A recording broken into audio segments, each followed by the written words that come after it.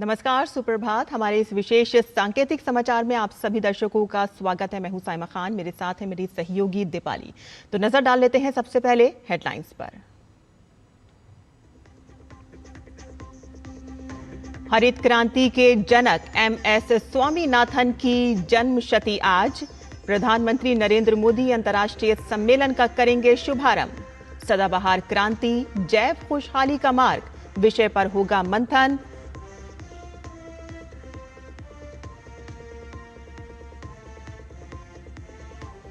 %50 tariff लगाने के Trump के फैसले को भारत ने बताया अकारण और तर्कहीन। कहा कि बाजार पर आधारित है तेल का आयात। राष्ट्रीय हितों की रक्षा के लिए उठाया जाएगा हर जरूरी कदम।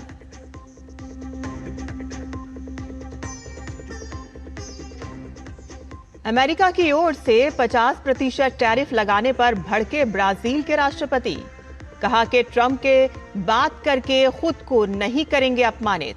ब्रिक्स देशों के साथ करेंगे चर्चा।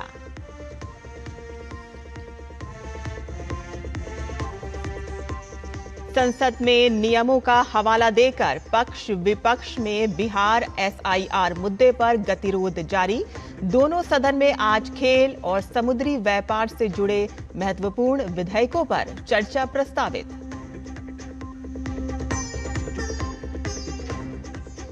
आपदा से उबरने की कोशिश में उत्तरकाशी का धराली गांव। केंद्र और राज्य की एजेंसियों की मदद से युद्ध स्तर पर बचाव अभियान जारी, लेकिन मलबे के कारण हो रही है परेशानी।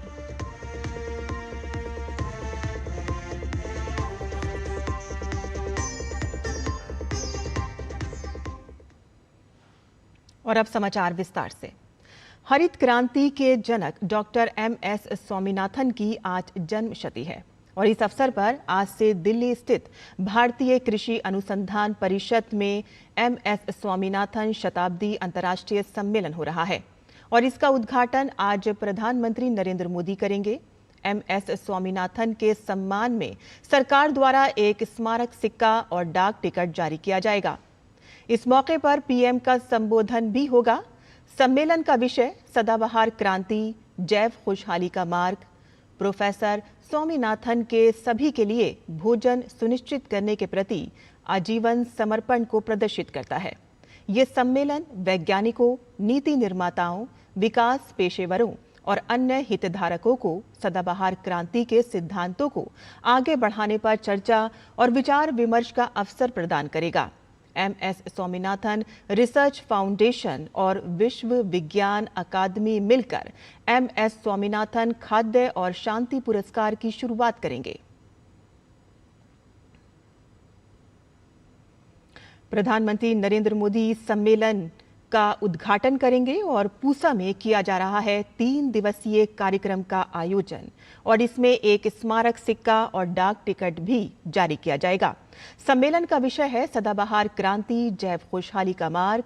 एमएस स्वामीनाथन खाद्य एवं शांति पुरस्कार की भी शुरुआत होगी और पीएम इस पुरस्कार के प्रतिकर्ता को पहला पुरस्कार भी प्रदान करेंगे। अमेरिका की ओर से भारत के लिए नया टैरिफ लागू करने से पहले भारत ने अपनी प्रतिक्रिया दी है। विदेश मंत्रालय ने कहा कि ये कार्रवाई अनुचित, अकारण और तर्कहीन है। दरअसल डोनाल्ड ट्रंप ने भारत पर 25% का अतिरिक्त टैरिफ लगा दिया है और ये नया टैरिफ पहले से लागू 25% टैरिफ के साथ जुड़कर कुल मिलाकर 50% हो जाएगा। भारत ने इसका जवाब में कहा है कि हाल के दिनों में अमेरिका ने रूस से भारत के तेल आयात को निशाना बनाया है। हम इन मुद्दों पर पहले ही अपना रुख स्पष्ट कर चुके हैं, जिसमें ये तथ्य भी शामिल है कि हमारा आयात बाजार की परिस्थितियों पर आधारित है और इसका उद्देश्य भारत की 1 अरब 40 करोड़ आबादी की ऊर्जा सुरक्षा को सुनिश्चित करना है। यह अत्यंत दुर्भाग्यपूर्ण है कि अमेरिका ने भारत पर अतिरिक्त शुल्क लगाने का निर्णय लिया है, जबकि कई अन्य देश भी अपने राष्ट्रीय हित में ऐसा कर रहे हैं। विदेश मंत्रालय ने कहा कि अमेरिका का यह कदम अनुचित, अकारण और तर्कहीन है और भारत अपने राष्ट्रीय हितों की रक्षा के लिए सभी आवश्यक कदम उठाएगा। अमेरिका के ब्राजील पर 50% टैरिफ लगाए जाने के बाद से दोनों देशों के बीच रिश्ते लगातार बिगड़ रहे हैं। ट्रंप के बातचीत के प्रस्ताव को ठुकराने के बाद ब्राजील के राष्ट्रपति लुइज इनासियो लुला डी सिल्वा ने अमेरिकी राष्ट्रपति पर एक बार फिर से हमला बोला है। एक साक्षात्कार में लुला ने कहा कि उन्हें अमेरिकी राष्ट्रपति डोनाल्ड ट्रंप के साथ सीधी बातचीत की कोई गुंजाइश नहीं दिखती, क्योंकि उनका मानना है कि ये उनके लिए अपमानजनक होगा। लुला ने कहा कि ब्राजील किसी भी तरह के पारस्परिक शुल्क की घोषणा करने वाला नहीं है। संसद के मॉनसून सत्र के दौरान आज दोनों ही सदनों में कई अहम विधेयक चर्चा और पारित किए जाने के लिए पेश होंगे। लोकसभा में आज राष्ट्रीय खेल शासन विधेयक, राष्ट्रीय डोपिंग रोधी संशोधन विधेयक और भारतीय पत्तन विधेयक पारित किए जाने के लिए पेश होंगे। राष्ट्रीय खेल शासन विधेयक 2025 खेलों के विकास और संवर्धन, खिलाड़ियों के लिए कल्याणकारी उपायों और सुशासन के बुनियादी सार्वभौमिक सिद्धांतों पर आधारित नैतिक आचरण का प्रावधान करता है। तो वहीं राज्यसभा की कार्यसूची की बात की जाए तो राज्यसभा में आज एक विधेयक तटीय पोत विधेयक 2025 चर्चा के लिए सूचीबद्ध है। केंद्रीय पत्तन, पोत, परिवहन और जल मार्ग मंत्री सर्बानंद सोनोवाल बिल को पारित कराने का प्रस्ताव रखेंगे।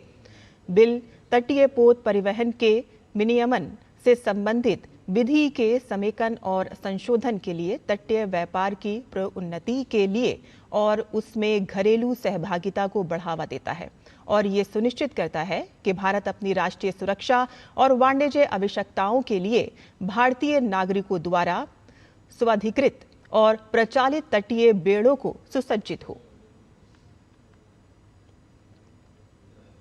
बिहार विधानसभा में नेता प्रतिपक्ष तेजस्वी यादव को चुनाव आयोग ने दोबारा नोटिस भेजा है। तेजस्वी यादव से आयोग ने 2 वोटर आईडी रखने के मामले में फिर से जवाब मांगा है और इस संबंध में दीघा विधानसभा क्षेत्र के निर्वाचन निबंधन पद अधिकारी की ओर से पत्र लिखा गया है और इसमें तेजस्वी द्वारा 1 अगस्त को प्रेस कॉन्फ्रेंस में बताए गए एपिक नंबर से संबंधित वोटर आईडी को 8 अगस्त तक जमा कराने को कहा गया है और बीते रविवार को भी तेजस्वी यादव को आयोग की ओर से नोटिस भेजा गया था। जानकारी के मुताबिक नेता प्रतिपक्ष की ओर से पहले पत्र का जवाब नहीं मिलने के बाद उन्हें दोबारा नोटिस भेजा गया है। इंडी ब्लॉक के नेताओं की आज कांग्रेस नेता राहुल गांधी के आवास पर बैठक होगी और इसमें मतदाता सूची के विषय गहन पुनरीक्षण SIR मुद्दे पर रणनीतिक चर्चा की जाएगी। जानकारी के मुताबिक बैठक में फारूक अब्दुल्ला भी शामिल होंगे। ये बैठक संसद के मॉनसून सत्र के दौरान SIR के मुद्दे पर चल रहे गतिरोध के बीच हो रही है। SIR के अलावा ऑपरेशन सिंदूर, ट्रंप प्रशासन की ओर से लगाए गए टैरिफ पर भी चर्चा होने की संभावना है।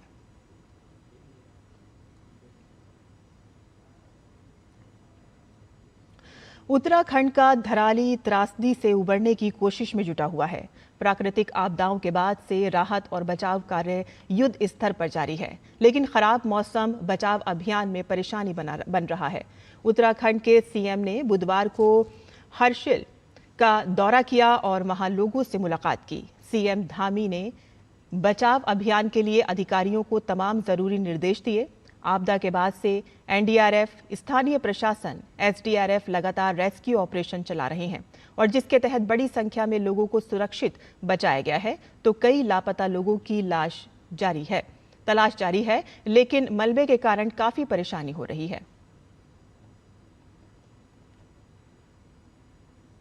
और चेन्नई ग्रैंड मास्टर का तीसरा संस्करण आज से शुरू होगा। ये प्रतियोगिता एक ही दिन के लिए स्थगित कर दी गई थी। दरअसल प्रतियोगिता के आयोजन स्थल हयात रेजिडेंस चेन्नई में इलेक्ट्रिकल फायर की घटना के चलते धुआं देखने को मिला था और इसके बाद आयोजकों ने सावधानी बरतते हुए सभी खिलाड़ियों और स्टाफ को पास में ही एक सुरक्षित जगह पर स्थानांतरित कर दिया था। हालांकि प्लेइंग एरिया पर कोई प्रभाव नहीं पड़ा है और प्रतियोगिता आयोजित करने के सभी इंतजाम पूरे हैं। ये प्रतियोगिता आज से शुरू होगी और प्रतियोगिता का समापन तय तारीख यानी कि 15 अगस्त को ही होगा और बीच में रेस्ट डे नहीं रखा जाएगा। इस प्रतियोगिता में अर्जुन एरिगेसी और हरिका द्रोणावल्ली जैसे खिलाड़ी शिरकत कर रहे हैं। और ताज़ा जारी आईसीसी टेस्ट रैंकिंग में भारत के सलामी बल्लेबाज यशस्वी जायसवाल शीर्ष 5 बल्लेबाजों में शामिल हो गए हैं। जायसवाल ने ओवल टेस्ट में 118 रन की पारी खेली थी। ये सीरीज में उनका दूसरा शतक रहा है। उन्होंने सीरीज में कुल 411 रन बनाए।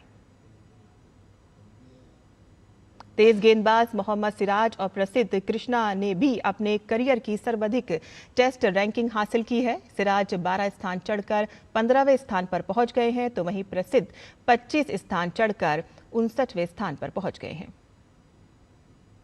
इंग्लैंड की टीम के खिलाड़ियों की बात करें तो गस एटकिंसन और जोश टंग ने भी अपने करियर की सर्वश्रेष्ठ रैंकिंग हासिल की है। दोनों ने मिलाकर ओवल टेस्ट में 8 विकेट लिए थे और एटकिंसन पहली बार शीर्ष 10 में शामिल हुए हैं।